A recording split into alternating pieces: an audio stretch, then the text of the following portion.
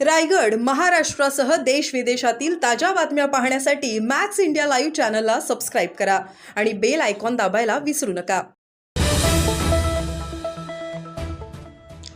कर्नाळा घाटात खासगी बसचा भीषण अपघात, एकाचा मृत्यू, 26 प्रवासी जखमी। रविवारी उशिरा रात्री कर्नाळा खिंडीत खासगी प्रवासी बस पलटल्याची गंभीर घटना घडली। ओमकार ट्रॅव्हल्सच्या बसमध्ये एकूण 49 प्रवासी होते।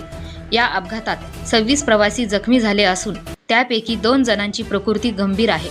अमोल तडवरकर या प्रवाशाचा या अपघातात दुर्दैवी मृत्यू झाला। ही खासगी बस मुंबईहून कोकण, रत्नागिरी, सिंधुदुर्गकडे निघाली होती। रात्री सुमारे 11 वाजता कर्नाळा घाट उतरत असताना चालकाचे वाहनावरील नियंत्रण सुटल्याने बस रस्त्याच्या कडेला उलटली।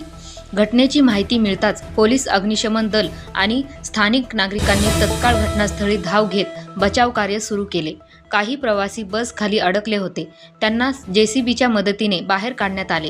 सर्व जखमींना कामोठे येथील MGM रुग्णालयात दाखल करण्यात आले आहे। स्थानिक प्रशासन आणि रुग्णालय प्रशासनाकडून जखमींवर उपचार सुरू आहेत। अपघाताचे कारण शोधण्यासाठी पोलीस तपास सुरू आहे। निष्काळजीपणे वाहन चालवून अपघात घडवून आणल्यामुळे बस चालक सुनील गुरव यांच्या विरुद्ध गुन्हा दाखल करण्यात आला आहे। सध्या चालक फरार आहे। आम्ही सर्वजण झोपलो होतो, अचानक जोरात झटका बसला आणि बस पलटी झाली। आरडाओरड सुरू झाली। काही जण बाहेर पडले, पण काही जण बस खाली अडकले। नशिबाने काही वेळात मदत पोहोचली आणि आम्हाला बाहेर काढलं।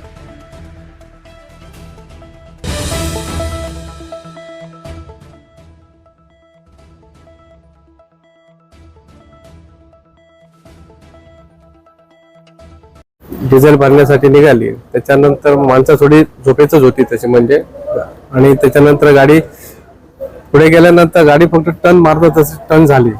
डिझेल भरल्यानंतर एक 15-20 मिनिटाच्या नंतर मग सगळी लोक अशी ओरडू लागली की बाबा, म्हणजे ओरडू लागली। मग एकदम गाडी कंट्रोलच नाही झाली, परपटत अशी पुढे गेली गाडी।